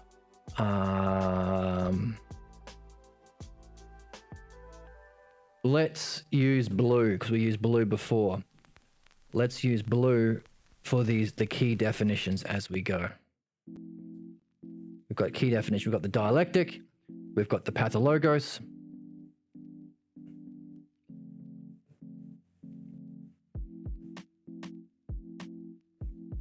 Great. The dialogues were studied, contrasted, related to the Platonic tradition, compared with the development of psychotherapy. So there's our color. Relating it to where we are in terms of human growth. Just because Socrates knew it, or Homer knew it, or Pierre Grimes knew it, doesn't mean everybody knows it. So we have a development within the society. Psychotherapy, reviewed in terms of algorithmic and chaos theory as well. So here's, if it's the paradigm, then by definition, it should apply to other systems. You should be able to see this in mythology, mythology, yeah, that's backwards. You should be able to see it in philosophy, and then if Socrates mythologized it, see it in mythology, in Homer. Not only that, in algorithmic theory, in chaos theory. So, while modern science looks at the particulars and hypothesized what might be the theory that brings them together, philosophy works top down, the other way. Instead of bottom up, what's the theory that explains all these particulars that we see with our senses? That's science. Philosophy is top down. If this is the paradigm, then we should use it to better understand the expressions of that paradigm in the lower dimensions, in the third dimension, in the physical world. Okay? So, equally so, if we happen to have a really good theory in science, if it's really close to the paradigm, we should be able to see it. In other words, chaos theory and the most recent discoveries in modern science, maybe, if they're good, we can see it reflecting the paradigm itself, which is interesting. So while we don't, let's draw this out. While it's not the case that we start at, so we don't start at the physical expressions, and then hypothesize or induce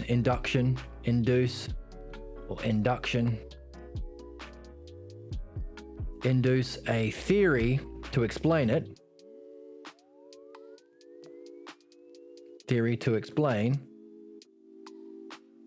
That's the model of science.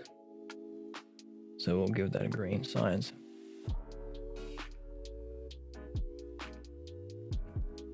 we are working from the paradigm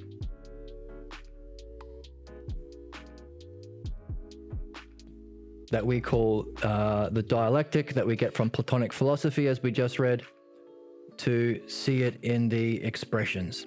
So it's top down.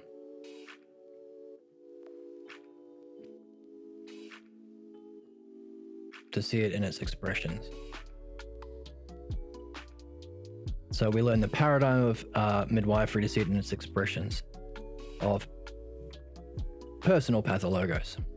Now, while that's the model that we're using and the model of philosophy, we try and reach the highest cause, so then we can say, oh, that's how come all of the other dimensions make sense, have to be the way they are, fit together into a better whole, have a purpose leading to our highest cause. All of these questions in philosophy.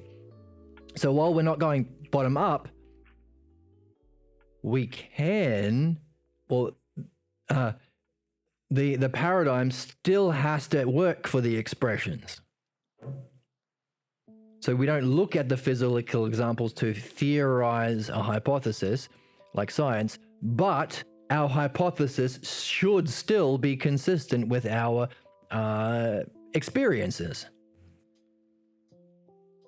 So it's not the theory because it fits with our experiences, but it still should fit with our experiences if it's the truth. So to show this paradigm in the theories that we're talking about in modern science isn't its proof the way scientific theories are, but it is kind of a demonstration or the implication of it. It's kind of a fun extra thing to see. But also, those interested in the field of chaos theory would benefit by learning the paradigm, learning the art of the dialectic in philosophy and midwifery, to direct their study in chaos theory in the physical expressions. But it should still be consistent with the everyday world. It wouldn't be much of a paradigm if it worked for all of these people, including in the validation studies, but it doesn't work for you. Suddenly your soul doesn't work the same way. Your psyche doesn't work the same way. That would be bad. Likewise, doesn't work for quantum physics, doesn't work for chaos theory. What? Not much of a paradigm, if it's the ideal. So this is an explanation of the chapters that we're going to get into in the text, explaining it with modern scientific theory. It's not because it works, but it should still work. And fun. How cool is that? We're not just learning a way of understanding our soul and how to free ourselves from problems. We're learning a way of understanding anything else we're interested in. You're interested in music, like me. Wow, that's cool. You're interested in chaos theory, in quantum theory, in supersymmetry, in algorithmic theory. You can have a way of rubbing this together with that to bring new things to light or maybe inform your direction. Super, super cool. Super fun. So we say, yay. And we say, that means we're having fun. Ooh. Okay. So that was studied in contrast and related to the Platonic tradition, number one. So we should add that, highlight that. Platonic tradition, of course. The intellectual and spiritual golden age and tradition and birthright of us all human beings. Now, notice he said Platonic tradition because often when we say Platonic philosophy, in a world which doesn't have a paradigm for psychology or this healing the soul, and doesn't have a paradigm for the health to excellence, so we should write that out too. That's a key term. So we can say one way of understanding it is from sickness to health, and then from health to excellence. This is a good triad to use because we can say things like, oh, this is purification in philosophy. Clarification. This is perfection. We can say, oh, this is like you go to a doctor. To go from sickness to health, you go to a personal trainer, a PT, a doctor, and a PT. To go from PT to go from health to excellence. Okay, so the Platonic tradition would be here, midwifery would be here. If it's the same art, we can mythologize it or call it the art of the logos, or he's calling it in the text the dialectic, calls that the dialectic. The model that applies to both. That's cool. Isn't that cool? And of course, without this model, like we said, therefore this side of the soul, or what we call psychotherapy, is an eclectic tradition. There are many different traditions or modes or models and so forth, varying levels of success. Only one happens to be empirically validated, by the way, this one. Equally so, without the paradigm, because thanks to Dr. Grimes, we are rediscovering it. And of course, it's our tradition, our birthright. It's been buried for like 2,500 years. Of course, we might discover the reason for it being buried, what we call in midwifery the counterattack. So not only can we see why this truth is only now coming back into the light, not just by seeing how our own truths are buried, and now we have to do this work to pick up where we left off, to bring our understanding back into light. That which is blocked by our individual problem, so too the pathologos itself, or in the cultural level within humanity. If Socrates knew this and Homer knew this, then why was there a block and a problem and consequences or implications the last 2,500 years of human history soaked in conflict and bloodshed and genocide and tyranny, and even today 40% of the population will vote for whatever fascist is in running for office. You know, I'm not going to pick a one in particular, but you pick a country. People appealing to our pathologos will get 40% of the population or thereabouts. Interesting. Apply it to your country. So not only an individual, but pathologos itself. So if this was what Socrates knew, there was a block. Now we have to rediscover it using the art of the dialectic or philosophical midwifery. The paradigm should apply to both individual and society. Isn't that cool? Just as we said, if it's a paradigm, it should apply to this and chaos theory and music and sculpture and filmmaking. And isn't that cool? I think it's cool. Wow. Wow. I have some sound effects sometimes that I use. Okay.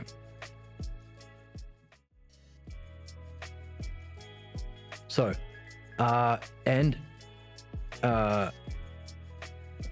what we were saying was, without this paradigm coming into, so we're saying, so that was a little tangent to describe how we can see why we are the way we are societally, and how it will reflect why we are the way we are as a soul.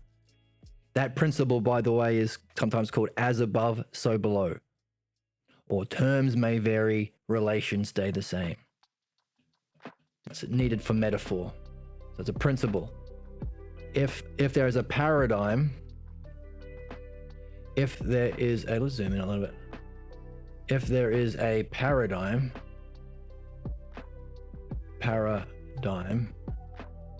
it should apply to all of the different levels below. So what makes them different levels, so let's say level 1, level 2, level 3, etc. What makes them different levels is they have different terms. Different terms. So The highest level might be about consciousness itself, or the 10th dimension of reality. This will be a different term. This will be about souls, maybe. This will be about human species. This will be about cows and plants. This will be about molecules and elements. This will be the quantum realm, etc. Different terms all the way down. Different terms. That's what makes them different levels. Different terms or dimensions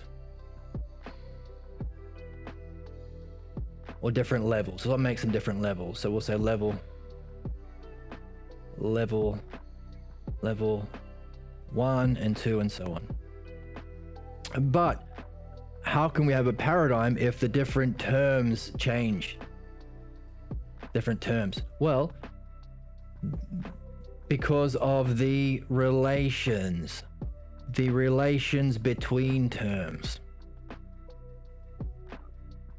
The relations between terms can apply to the different terms. That's why if we have these triads or these quadrads, we can pick one up and put them on the same. There'll be different terms. There'll be different terms like we saw before. Hey, mythology is a different term than the cultural or the human pathologos or pathologos itself. But we could rub them together to bring something new to light. Why? Because of this principle of reality that we learn about in, again, complementary study in philosophy. The paradigm applies the relations to the different terms. So this allows us to rub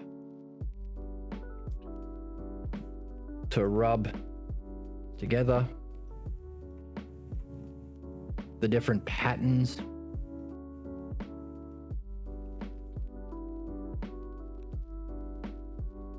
Also, it's needed for analogy. Analogy is key one. This is a key one for philosophy and midwifery. It's going to come up a lot. Analogy. Why? Because a basic example of analogy is you understand one thing that you don't know. Like, I don't know how a king should relate to his, this means is to. King is to, or so these dots are the relations. The king is to his people. I don't know how a king should relate to his subjects. But I do know, this is another relation between, I do know how a shepherd, because I'm a simple farmer, relates to his sheep. So someone who does know this can say, hey, you know how a shepherd relates to his sheep in terms of caring for him and guiding them and leading them. So too can a king relate to his subjects. This wouldn't work. Analogy itself wouldn't work if the relationships can apply to different levels. Shepherd is a lower level than a king.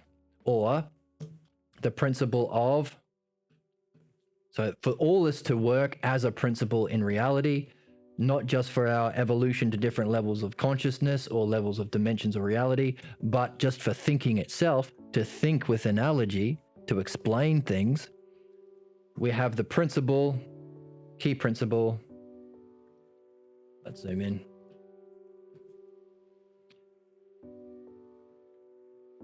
Terms vary. Relation. That's a bad Y. Terms vary. Relations stay the same.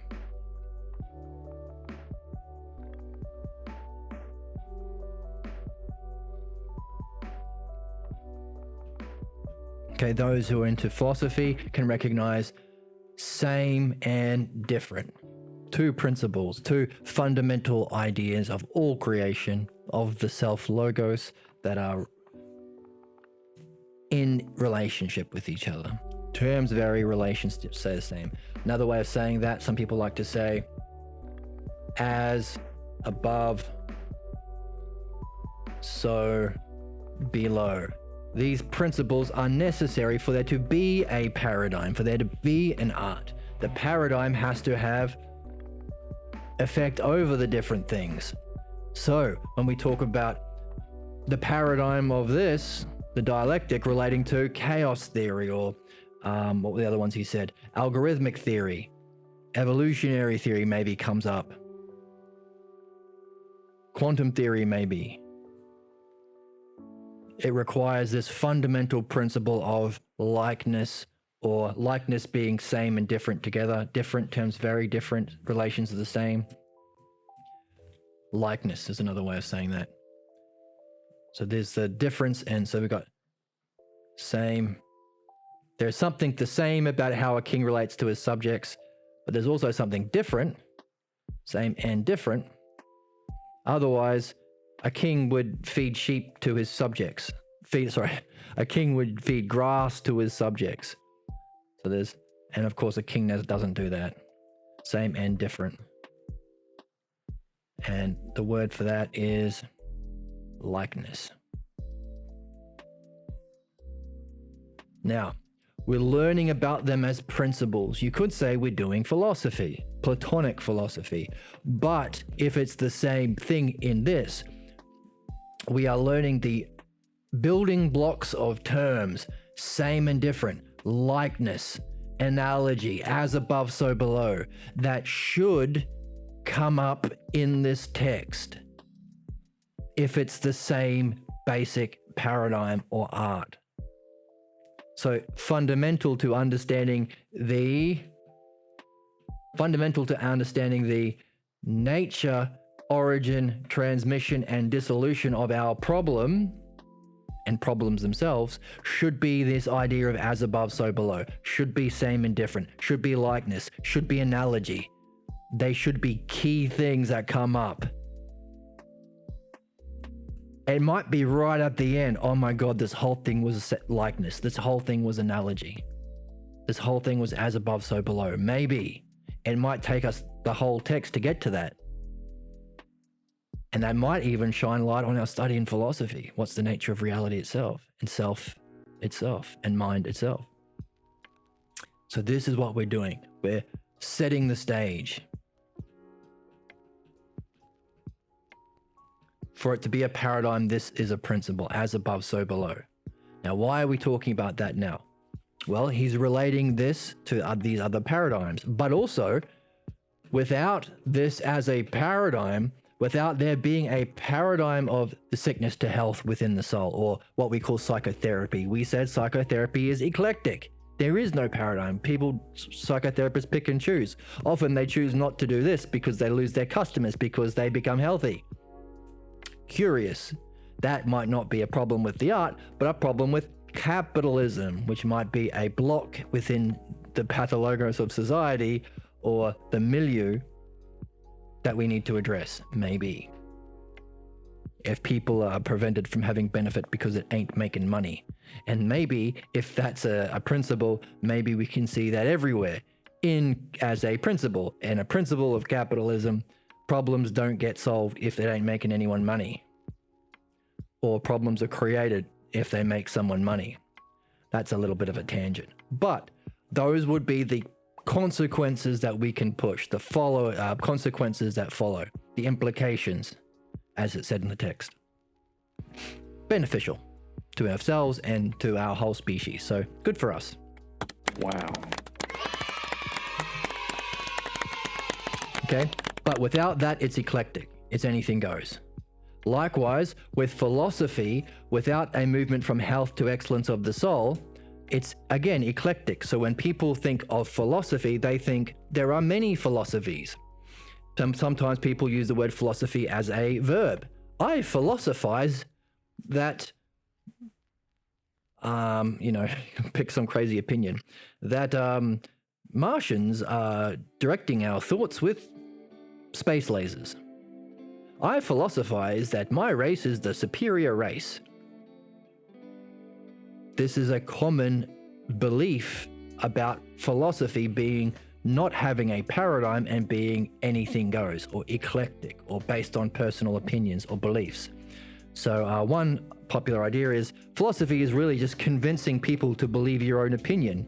That's every philosopher I've ever seen on YouTube, every philosopher I've ever seen at college, every modern European philosopher after Socrates I've ever read, yes, good seeing. Doesn't make it true though, right? So philosophize doesn't mean to imagine an opinion. We do use that word today because we have a problem. We don't have the paradigm. Fortunately, if you're here, you're interested in learning the truth, learning an art, learning the paradigm. But we have to pick up where we left off. We're in a problem. So if we say Platonic philosophy, people will think, oh, that's just one philosophy among many. That's just Plato's opinions. That's just one version, because there's Platonic philosophy, there's Neo-European philosophy, there's modern Marxist philosophy, there's Hegelian philosophy, there's Nietzschean philosophy, there's Frank Smith, who lives up the street from me's philosophy. There's libertarian philosophy. All of these are just philosophies. Wrong. That's not what philosophy is. That's what it is thought to be by people who do not have a paradigm. And if they think that they're right when they don't have the paradigm, that's called ignorance. Ignorance isn't not knowing, it's thinking you know something you don't. That's important. And we'll see more of that as we read in the text. So if we said Platonic philosophy, people think, oh, that's just one philosophy. Okay, interesting. No. If it's the paradigm, it's the philosophy. So the theme of today's introduction could be the difference between the and a. This isn't a new paradigm, it's the new paradigm. Platonic philosophy isn't a philosophy among many, it's the philosophy. Not because it happens to be the one I grew up in. It isn't the one I had to do midwifery to drop what I grew up in. It is because it's true. And if it's true, it should be verifiable in understanding and nous. Okay, so that's an interesting question. What makes something true? And if you have that question, I urge you to hold on to it, polish it up, carry it in your inventory, be a good philosopher. You're a wizard, Harry. So that's a little bit of background of why it says Platonic tradition and not Platonic philosophy. It could be very easily dismissed by those who don't understand what philosophy is. They haven't read the Phaedo or the Republic. They haven't been able to because we've only had a good translation of the text for about 5 to 10 years. Up until now, we have been suffering from what could be said to be a pathologos causing, what was the expression? Causing confusion, failure, and suffering within our species without a model. But fortunately, we have the actual text that hasn't been misinterpreted with the actual Greek. That's what we do on the channel with philosophy, on the Awakening Philosophy YouTube channel. And equally so, we're doing it here. We're learning the paradigm. But it's important to know where we're starting. Okay? There ain't no doctors. Of the physical body, sure. Yeah, there's of course, there's medicine. Oh, for personal training, of course. There's a right and wrong way to exercise or lift weights or do cardio or manage your nutrient macros and all that sort of stuff. Of course. That's why there are qualifications for this. But for the soul, nah. Eclectic, nah. Opinions. Okay. That's why when we're reading the text here,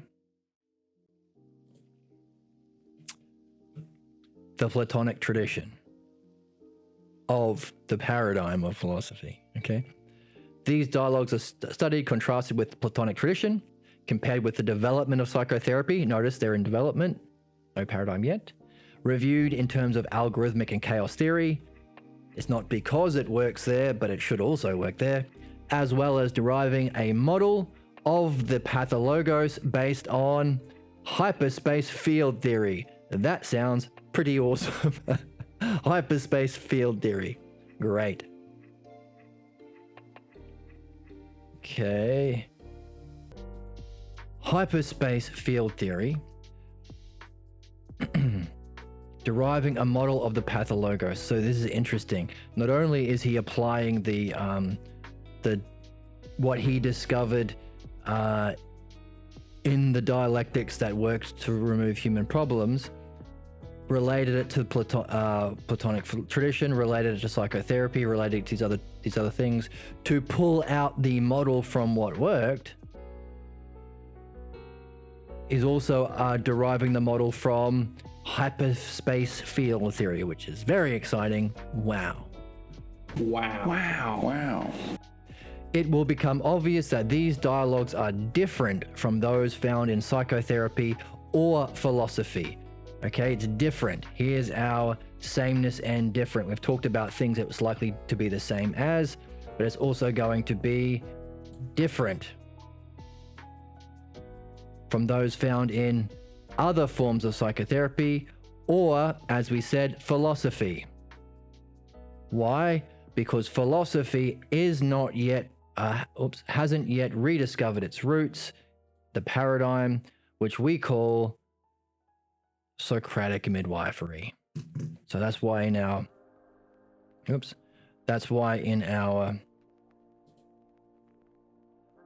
reading of philosophy, we're not reading Hegel or Kant or the opinions of whoever.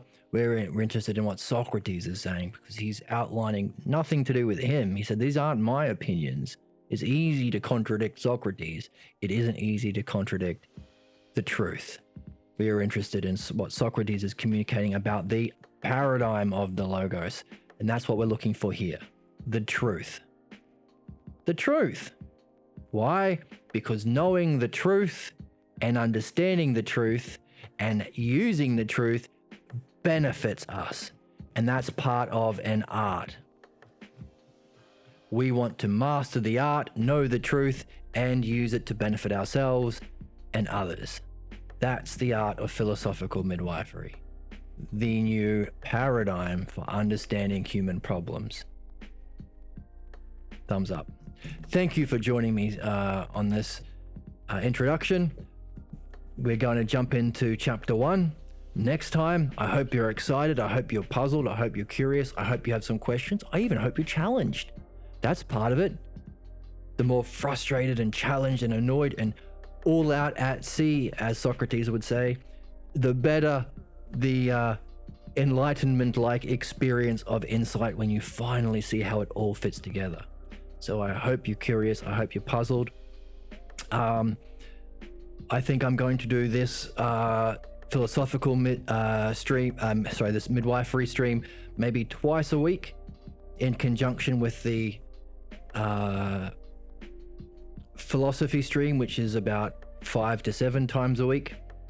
I encourage you to check out both. I think I will keep these up for a while on YouTube, but eventually they'll probably go behind a paywall on Patreon, only because I think this is the most valuable thing that we can share, and Patreon is a fun way of, if enough people are interested, keeping the channel alive, keeping this tradition alive, sharing the most important information, and also anti-gatekeeping. Anybody can share in it. You don't have to pay hundreds of thousands of dollars in a 5-year course in psychotherapy or philosophy or anything. You can just pay whatever is going to be $5 a month or something, and you can learn together. You can join the Discord. There should be a link below. You can join the chat live stream on YouTube and Twitch. The link should be below. I hope you're excited, and I hope you join me next time in discovering the truth, the paradigm, and mastering the art. The artful use of the new paradigm of understanding and dissolving human problems. I'll see you next time.